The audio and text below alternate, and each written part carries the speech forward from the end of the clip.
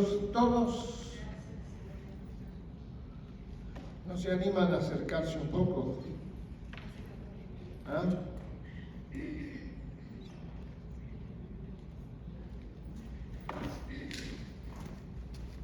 Gracias. Gracias. Me bañé esta mañana y me perfumé. Gracias. ¿Saben ustedes que en el Antiguo Testamento nos cuenta el libro de Génesis y el libro de Éxodo que cada vez que Dios se manifestaba, Él se manifestaba, aparecía, eso quiere decir manifestarse, hacerse o visible o sensible, que lo oigan cuando habla, en la cumbre de una montaña. No bajó nunca a estar entre los hombres hasta que Cristo Jesús vino al mundo. Y en el antiguo tiempo, el Antiguo Testamento, solamente una persona a quien Él autorizaba podía subir a su presencia, que fue Moisés. Ni siquiera su hermano Aarón, que era el sumo sacerdote, pudo subir a la presencia de Dios. Y Dios había advertido que cualquiera que intentara acercarse subiendo a la montaña iba a morir instantáneamente. Y cuando Dios aparecía, había truenos y fuego y humo que aterrorizaban a la gente. Y allí estaba, dentro del fuego, el humo, los truenos, rayos, la presencia de Dios. Allí estaba Moisés. Y ni se quemaba, ni se moría. Y pasaba días sin comer, sin beber, sin dormir, 40 días. Y generalmente cuando bajaba, en vez de bajar muerto de hambre, bajaba que su cara, su rostro brillaba con intensidad como la luna, porque había estado en la presencia de Dios.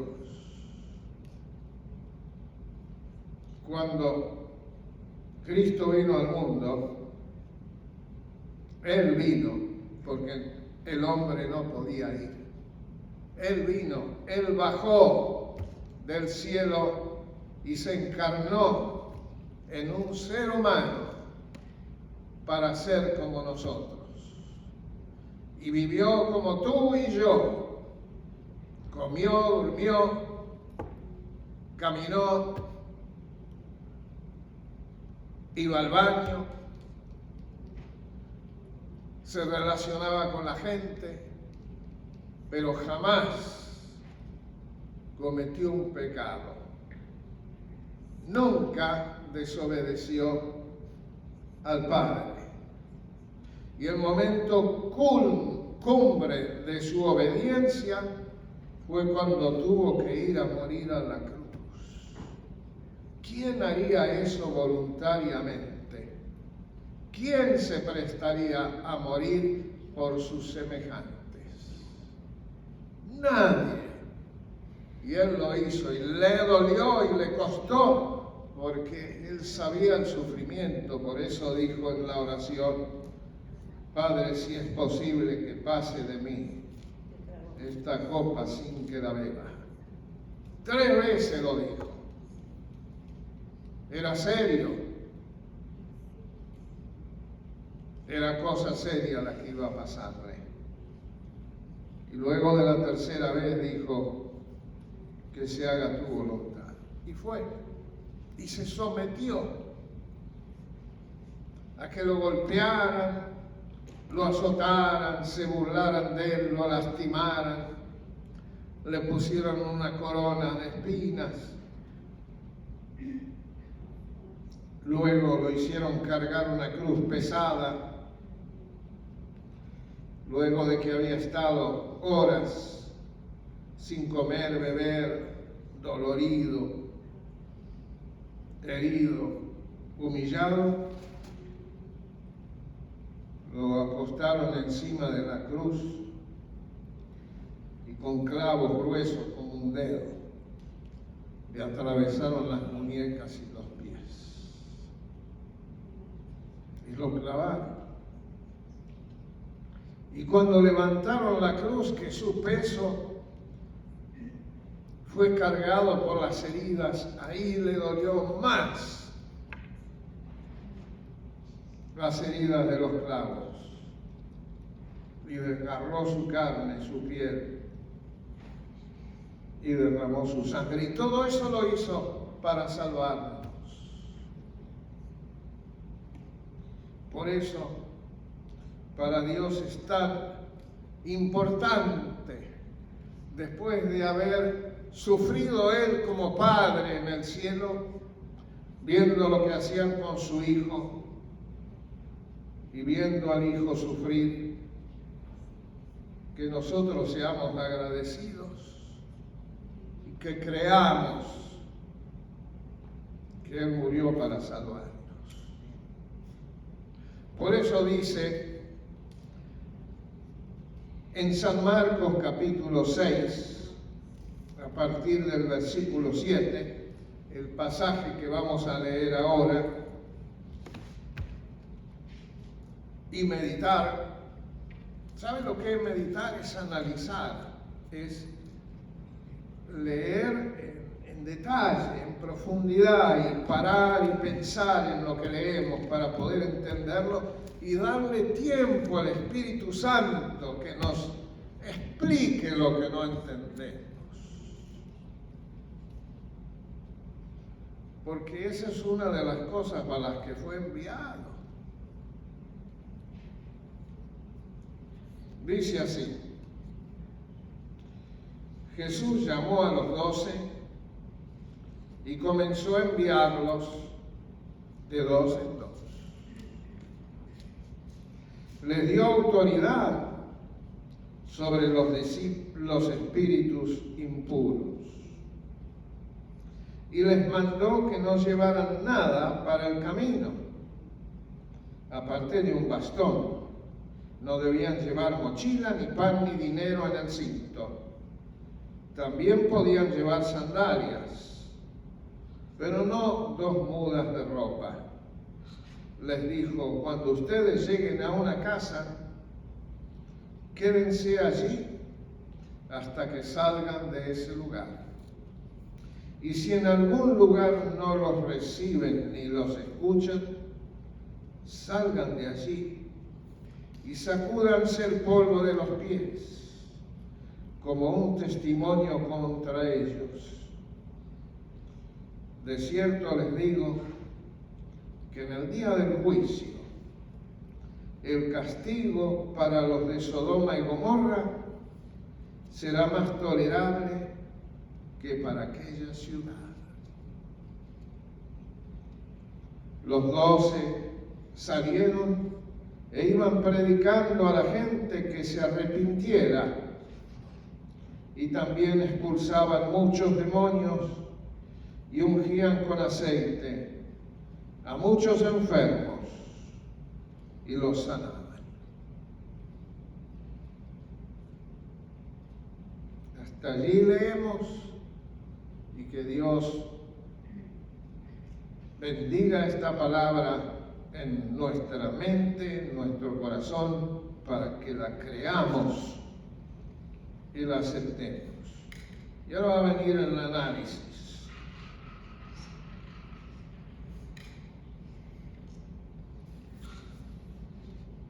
No hacía mucho que los discípulos habían conocido a Jesús y estaban aprendiendo. y Jesús los envió a predicar. Jesús estaba en Capernaum, en una ciudad donde lo conocían desde niño, donde un día fue a la sinagoga y leyó las Escrituras como le tocaba a quien iba a leer y a predicar. Y no le creyeron las palabras que dijo, porque cuando él terminó de leer dijo, estas palabras se han cumplido delante de ustedes. Todo eso está antes de estos versículos. Y la gente que lo escuchaba decían, ¿cómo puede ser que el hijo de José y María, y que tiene hermanos y hermanas, que todos nosotros conocemos, que el padre es carpintero, cómo puede ser, qué interesante, dice, que con sus manos hace estos milagros?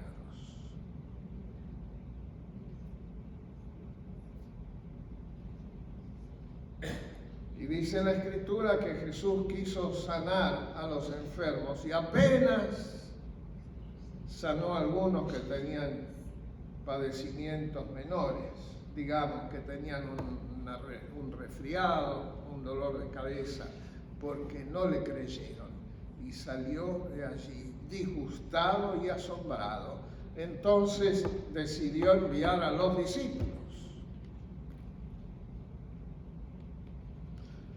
Fíjense lo que pensaba la gente, que con sus manos, porque estaban acostumbrados a los prestidigitadores o magos, que usted los habrá visto alguna vez en la televisión, esos que sacan un conejo de un sombrero, sacan pañuelos de acá, le hacen buscar un naipe, una baraja a alguien y se la adivinan y todo eso, ¿no? Y todo eso lo hacen con las manos mientras te distraen con lo que dicen para que no te des cuenta que son trucos. Y esta gente incrédula, eso era lo que pensaba. Ahora Jesús los manda, y los manda de a dos en dos, para que uno defienda al otro o lo proteja, y para que se sientan más confiados, porque sabía lo que iba a pasar. Y les ordenó que no llevaran nada, aparte de un bordón, un bastón es un bordón, que no llevaran ni comida, ni dinero, ni pan. Sí, sandalias, guarachas, pero no 2 mudas de ropa. Jesús esperaba que la gente los hospedara, los reciba en su casa, como ustedes acostumbran en Navidad con las posadas. Digo ustedes porque en mi tierra no acostumbramos eso, lo aprendimos acá, porque allá ni creen en la Virgen. No, son costumbres locales. Y les dijo, cuando lleguen a una casa, quédense allí hasta que salgan de ese lugar, en ese pueblo.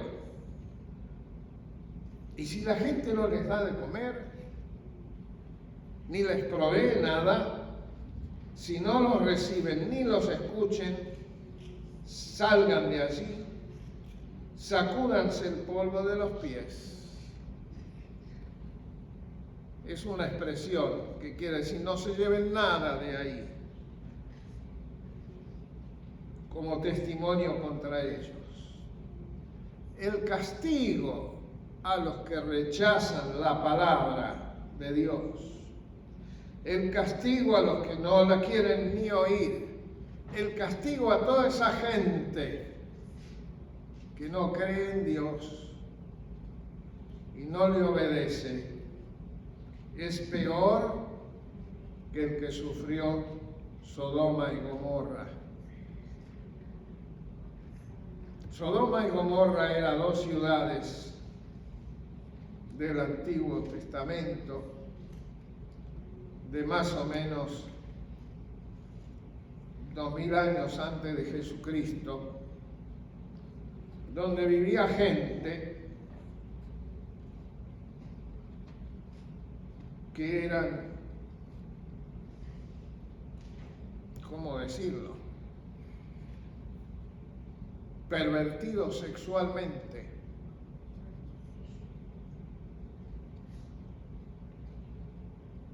Practicaban la homosexualidad y muchas otras cosas, y era su característica. Por eso a la relación homosexual se la llama sodomía, sacándolo de allí.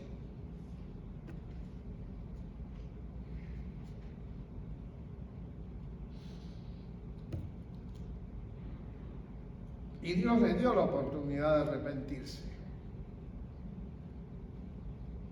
avisándoles por medio de ángeles, 3 que fueron, avisarles que iban a ser destruidos por fuego. Y después que Lot, que era sobrino de Abraham, salió de la ciudad, una de estas dos ciudades, y se alejó. Sobre las ciudades cayó fuego del cielo y las consumió, y murieron todos.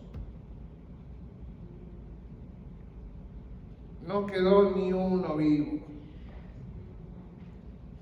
Eso es terrible. Pero dice que más terrible va a ser el castigo para los que no quieren escuchar la palabra de Dios y no la reciben. ¿Usted alguna vez quiso hablarle a alguien de Cristo y lo sacaron? Lo corrieron, se burlaron, lo desecharon, le cerraron la puerta en la cara, ¿le pasó?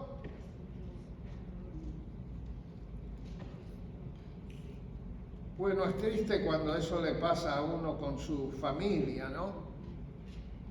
Porque cuando le pasa con un extraño, como les pasa a los testigos de Jehová, que no deberían usar ese nombre, es una blasfemia, cuando tocan mi puerta. Yo no se las recibo su palabra, no les di un portazo en la cara, pero les he dicho que no tengo ningún interés. Pero cuando usted les va a hablar de Cristo y de la salvación, que es un mensaje muy diferente al de ellos, y le dicen que no, a uno le duele. Si usted pudiera imaginarse el castigo que van a tener, le dolería mucho más.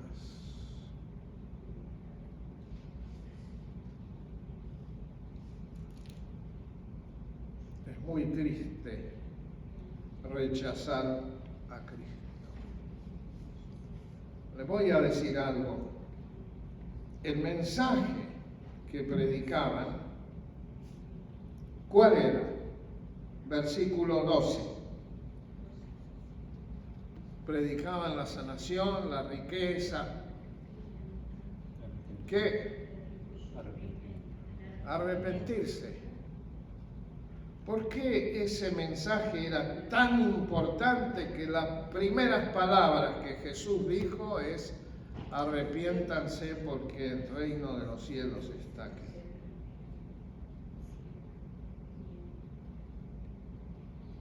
A ver si pueden entender por qué. Nosotros fuimos creados por Dios a su imagen y semejanza.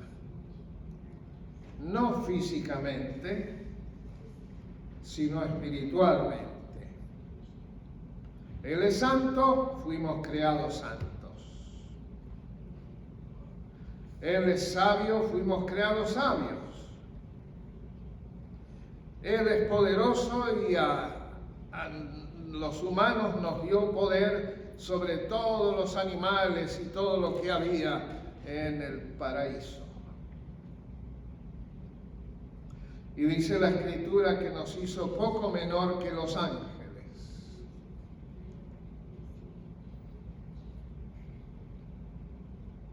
Porque a nosotros nos encargó cuidar la tierra. No volaba el hombre. Estaba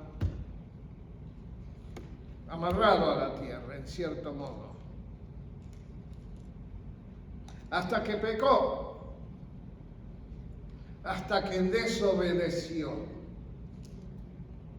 Porque el hombre fue creado no para que haga lo que quiera, o lo que le parezca, o lo que dice la moda, o lo que hacen los demás, sino lo que Dios quiere. En el cielo había habido una rebelión con alguien que quiso hacer lo que quería. Y fue expulsado del cielo. Pero antes de ser expulsado, engañó y sedujo a un montón de ángeles a que lo sigan. Y en lugar de obedecer a Dios, esos ángeles obedecieron al rebelde, a quien se lo llamó diablo, Satanás, que quiere decir enemigo. Se transformó en el enemigo de Dios. Y dice el libro de Génesis, de Apocalipsis, que fue arrojado a la tierra. Fue arrojado del cielo y vino a caer acá. Entonces Dios hizo al hombre, a Adán, semejante a Dios, para que pudiera resistir al enemigo y proteger este planeta del poder del enemigo. Imagínense el poder que le dio. Por eso dice que los mandó a estos de a dos con autoridad para echar fuera demonios. Les dio poder sobre los diablos. Les dio poder sobre Satanás, el enemigo. Ahora el problema era que cada uno, después de que pecó Eva y contagió a Adán, de acuerdo a lo que les prometió el diablo, después que hagan lo que yo les digo, coman de este fruto, lo van a saber todo y no van a necesitar que Dios les diga lo que tienen que hacer.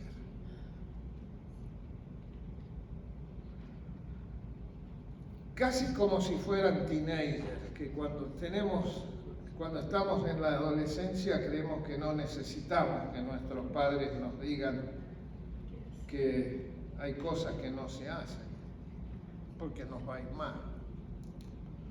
Y nos rebelamos y decimos, papá y mamá, ¿qué saben? Son viejos, ellos son de otro tiempo. Hoy nosotros tenemos teléfonos celulares, computadoras. ¿Qué saben los viejos?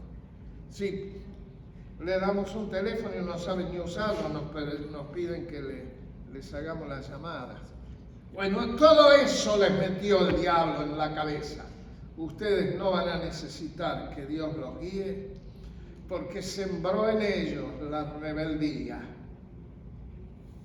Y fue tal el efecto que dice que la tierra quedó maldecida. El planeta quedó maldecido y empezaron a salir espinas, hierbas malas, nopales, animales feroces, todo lo que cuesta controlar, todo lo que hace mal y destruye. ¿Cómo no va a predicar Jesús que se arrepientan? que reconozcan que en vez de hacer lo que Dios quiere, cada cual hace lo que quiere.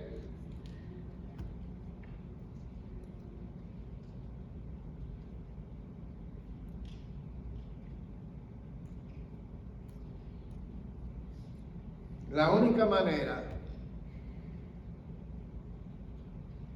que Dios no destruya, o no nos destruya,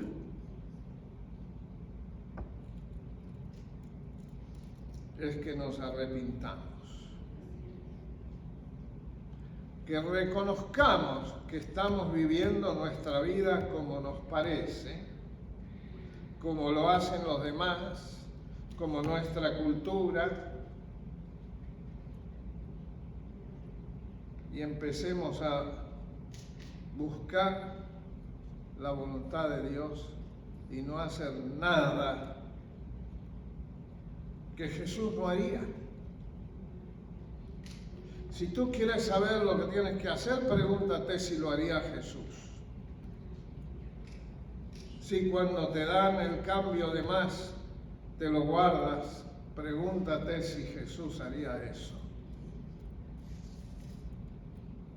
Si cuando mientes para salir del paso, pregúntate si Jesús haría eso. Si cuando coges algo que no es tuyo, pregúntate si Jesús haría eso.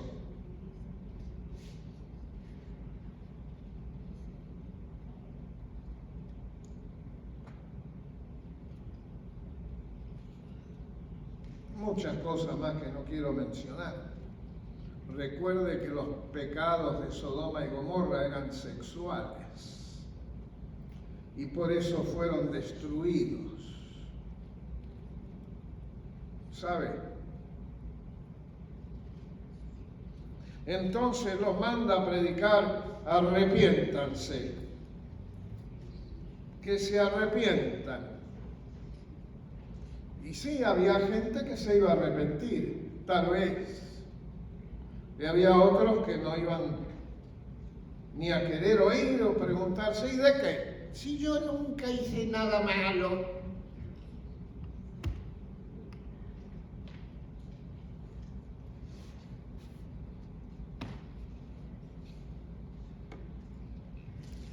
Conocimos una vez con Marta a un diácono. Buen hombre, lo conocimos cuando ya había cambiado, que fue a parar a la cárcel por quedar bien con la mujer. Entró en una joyería y robó un anillo de diamantes.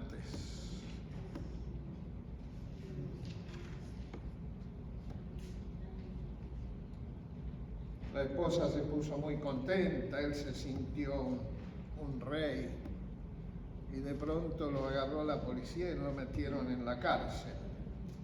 Bueno, lo arrestaron y lo acusaron en la corte y él se dio cuenta que había hecho mal y dijo: me arrepiento. Y empezó a decir: estoy arrepentido y me arrepiento.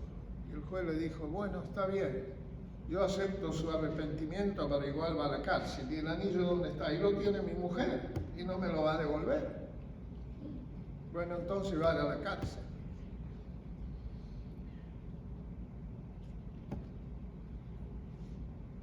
Y lo metieron en la cárcel. Y en la cárcel alguien le habló de Cristo y se convirtió. Y años después nosotros lo conocimos y era un hombre de Dios. Había cambiado. Claro, ese es un extremo, ¿no? Pero yo he visto en la tienda a alguien meter una naranja en la bolsa.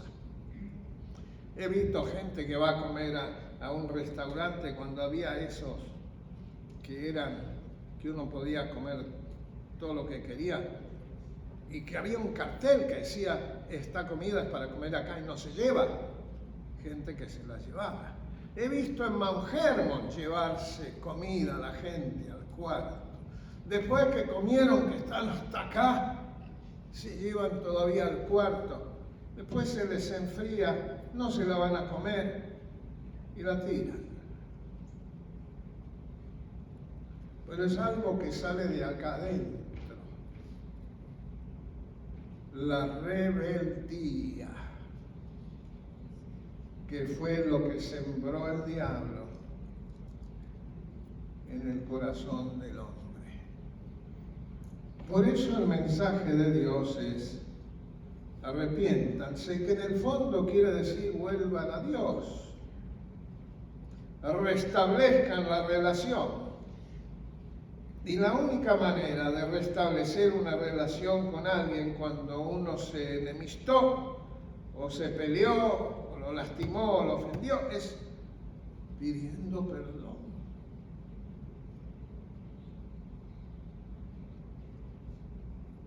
Pidiendo perdón.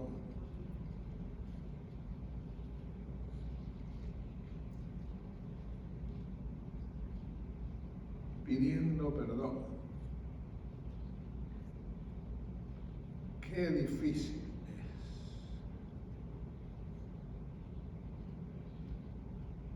es. Nosotros los cristianos evangélicos rara vez oramos el Padre Nuestro. Y yo me pregunté muchas veces, ¿y por qué? ¿Y por qué? Y le pregunté a un pastor que tuve, ¿por qué no rezamos, no oramos el Padre Nuestro? Ah, porque lo hacen los católicos. Y yo me quedé pensando eso. Claro, yo era un muchachito, pero con el tiempo empecé a entender las cosas y empecé a analizar. ¿Qué dice el Padre Nuestro? Dice, perdónanos como nosotros, dice, como nosotros perdonamos a los que nos ofenden. Yo tengo una lista de gente que me ofendió. A mis años la lista creció. Y una de las cosas que aprendí a hacer hace algunos años es a buscar a aquellos que ofendí para pedirles perdón. Y le voy a decir algo, no se me cayeron los dientes, no se me cayó el pelo. Tuve una sensación de paz y satisfacción después de haber pedido perdón. Me hizo tan bien pedir perdón. Algunos me pidieron perdón a mí también, pero yo a algunos les pedí perdón por haberme ellos ofendido, no porque yo los ofendía a ellos, porque al ofenderme yo me sentía mal, y los quise perdonar para no sentirme mal, porque me di cuenta que si yo no te perdono a ti, Dios no me perdona a mí, y yo quiero que Dios me perdone. Entonces solamente si a mí me anduviera mal esto que está acá adentro y esto que está acá adentro, no pediría perdón ni perdonaría, y la consecuencia sería que un día le toco la puerta a Pedro en el cielo y me dice, acá no entra porque usted tiene cuentas en rojo.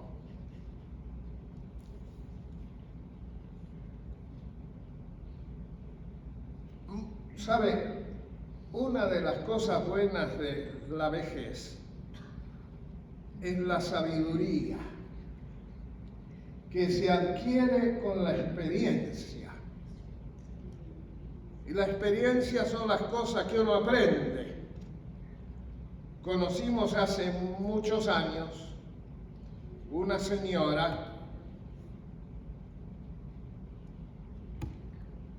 que se murió.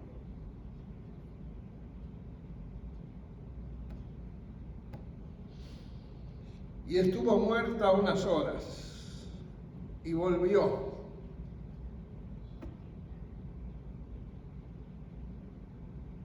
Se despertó, volvió. Y contó que Dios no la había dejado entrar al cielo porque tenía que pedir perdón a mucha gente en la familia que había ofendido. ¿Se acuerda, hermana Paulina?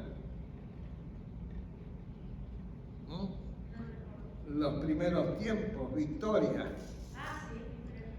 Una ex monja, acá atrás en la capilla, nos contó que estuvo 8 horas muerta. Y que Dios no le permitió entrar al cielo. Y le dijo, tienes que volver y pedirle perdón a fulana.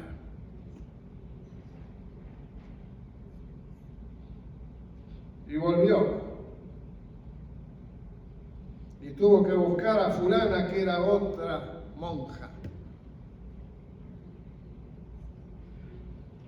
Siendo novicia, esta estaba enamorada de un muchacho. Y muy enamorada. Y resulta que la otra se casó con el muchacho. Y la maldijo por todos los años de su vida y todos los días de su vida.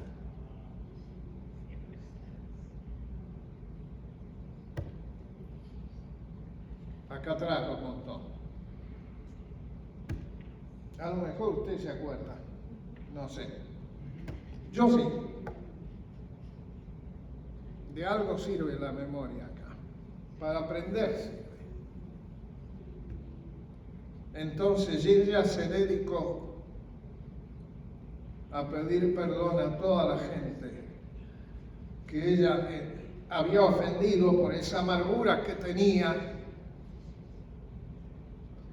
porque su plan no era ser monja, sino salir y casarse.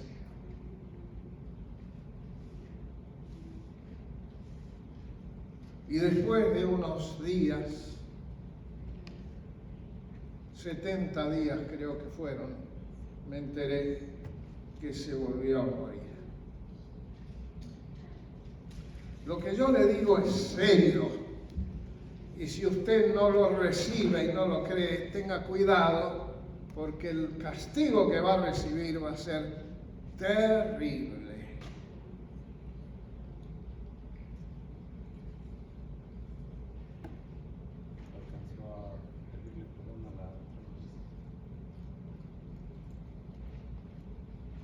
Así que si yo los he ofendido, perdónenme, se lo digo de todo corazón. Yo no quiero ofenderlos. Yo solo quiero que se despierten antes de que pase la hora. Yo tengo que tomar todos los días una medicina a las 8 de la mañana, entonces me despierto a veces una hora antes y estoy mirando el reloj para tomármela a la misma hora todos los días, porque si no, no me va a hacer el efecto correcto. Y la medicina que uno necesita es el perdón de Dios.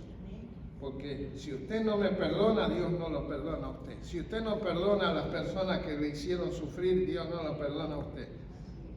Si usted se enoja con su marido y no lo perdona,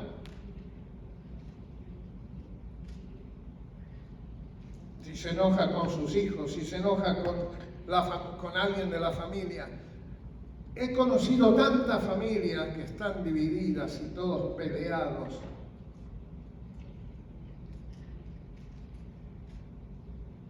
Una vez le pregunté a mi mamá que algunos de ustedes la conocieron.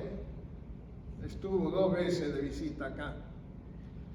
¿Por qué la familia de tu papá, mi abuelo, están todos peleados?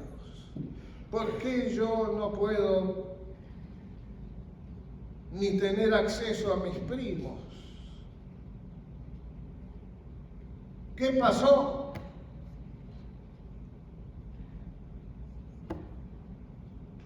No me supo decir. Dijo, es muy triste, pero algunos solo los vemos en algún velorio y a veces ni eso. Y yo dije, qué triste. Una familia donde nadie se puede ver con otro, No sé dónde empezó el pleito que fue hereditario, porque si empezó con los abuelos o bisabuelos, ¿por qué yo no podía ni conocer a mis primos? Porque no lo dejaban que se reúna la familia, porque no había habido nunca reconciliación ni perdón. Bueno, algo así es en el cielo. Si no hay reconciliación con Dios, no va a haber perdón.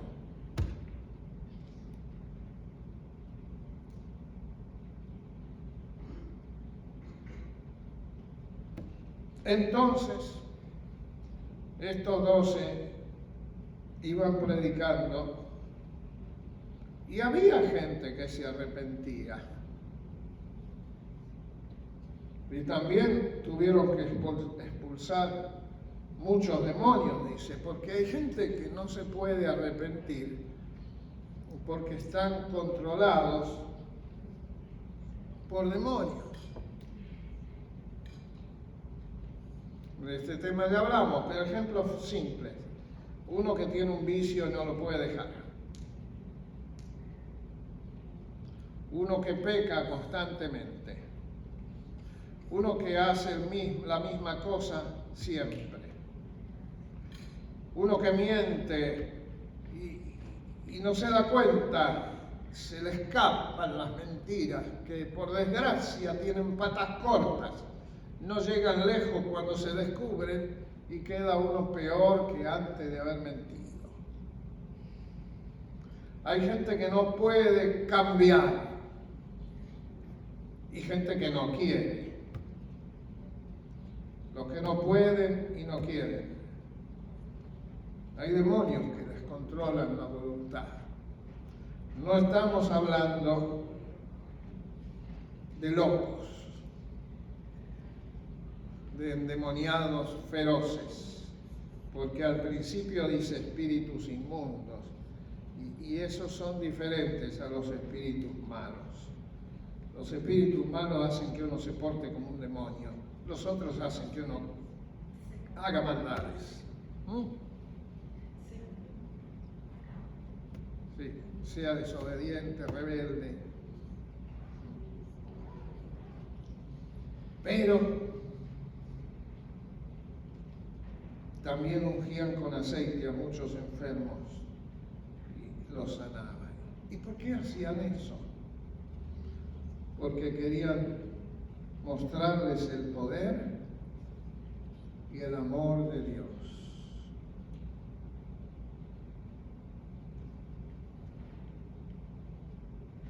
Y yo esta noche quiero ungirlos a ustedes, uno por uno. Les voy a pedir dentro de un momentito que vayan viniendo de a uno y los voy a ungir con aceite y bendecirlos.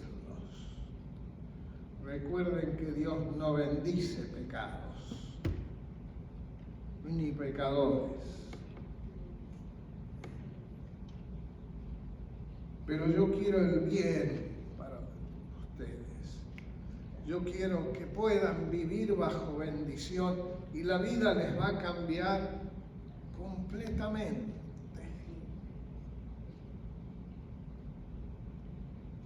El que no tiene la bendición de Dios vive luchando y sufriendo,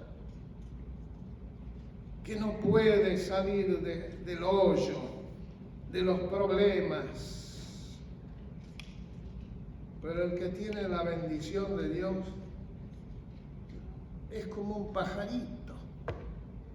Jesús dijo que no trabajan ni hilan para vestirse, pero Dios los alimenta.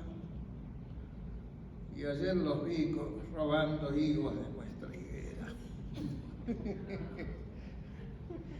Así que voy a empezar el lunes a predicarle a los pajaritos.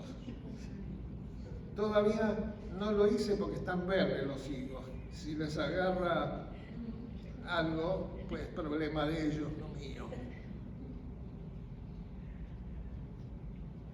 Dios los alimenta. ¿Cómo no te va a alimentar a ti después que Cristo dio su vida para salvarte? ¿Cómo no te va a ayudar? ¿Cómo no te va a bendecir? ¿Cómo no te va a facilitar la vida y aliviarte los problemas? Aquí dice que muchos enfermos se sanaban. ¿Unos cuantos fueron sanados acá? Y no vinieron más. Y no sabemos ni dónde están, porque ni van a la iglesia, a ninguna.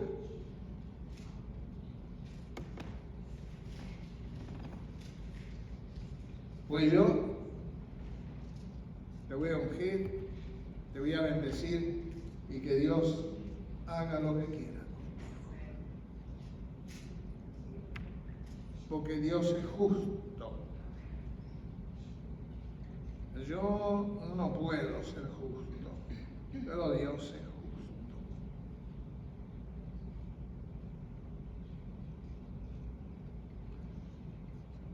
Y obviamente en la justicia divina está la salvación para todo aquel que se arrepiente y comienza a hacer la voluntad de Dios. Y se deja de hacer lo que le place, lo que ve en la tele o lo que le dice alguna vecina o alguna persona familiar, y empieza a buscar en la Escritura qué hizo Jesús en tal ocasión, o preguntarse qué habría hecho Jesús en esta situación en la que me encuentro. Si no tengo que comer, ¿qué habría hecho Jesús? ¿Habría ido a robar? No.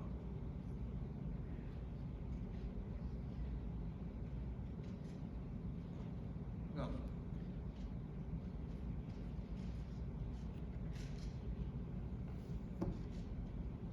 A mí me pasó una vez que estaba con el papá de Marta y lo llevé a Monterrey a que hablara con sus paisanos, porque mi suegro era italiano y apenas hablaba español, y ahí hay muchos italianos. Y me olvidé esto. Y me olvidé lo que se pone en la bolsa, esto. Y yo aguanto sin comer porque suelo no tener hambre. Pero llegó a las 2 de la tarde y mi suegro dijo: Carlos, tengo hambre. ¿Y ahora qué hago?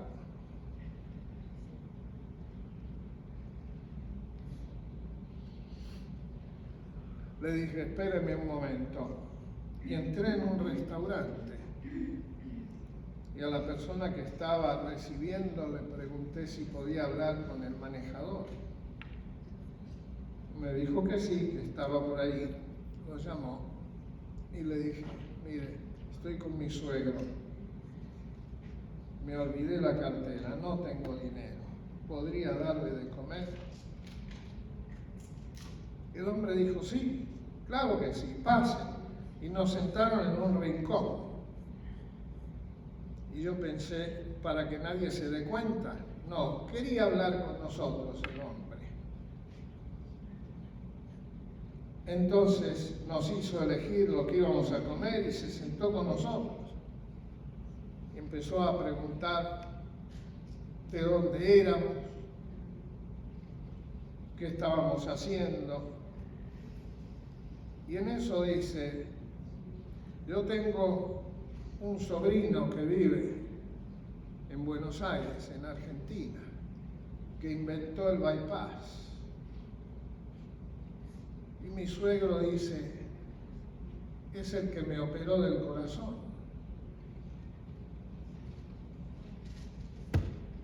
Mire a dónde me mandó Dios. Terminamos a ir platicando y me dio un libro con la historia del sobrino que había inventado el bypass y las herramientas para hacerlo, porque era un cardiólogo especialista y trabajaba en un hospital en Cleveland, Ohio, y ahí hizo el invento. Luego se volvió a Argentina y puso una clínica y ahí operaron a mi suegro. Y lo operó él. ¿Cómo hizo la conexión Dios? ¿Cómo no va a poder hacer lo que haga falta? El que mantiene los planetas, las estrellas, la naturaleza, ¿cómo no va a poder ayudarte? Si Él puede hacer eso y tú no le crees, y yo fuera Él, estaría furioso de que no me cree. A mí me molesta cuando alguien no me cree lo que digo.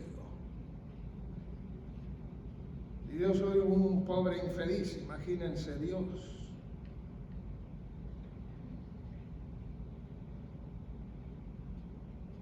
Estos salieron a enseñar, yo vine a enseñar. Es mi tarea, si yo no te enseño, yo voy a ser condenado por no haberte enseñado. Y yo no quiero que eso me pase. Pero yo no te puedo salvar, ni puedo creer por ti. Ningún intermediario hay que pueda interceder más que Jesucristo el Señor. Y Él conoce nuestras vidas. Así que vamos a orar.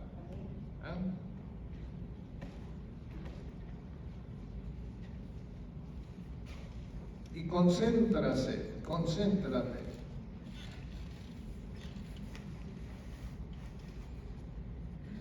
Y deja que el Espíritu Santo te hable, te ablande el corazón.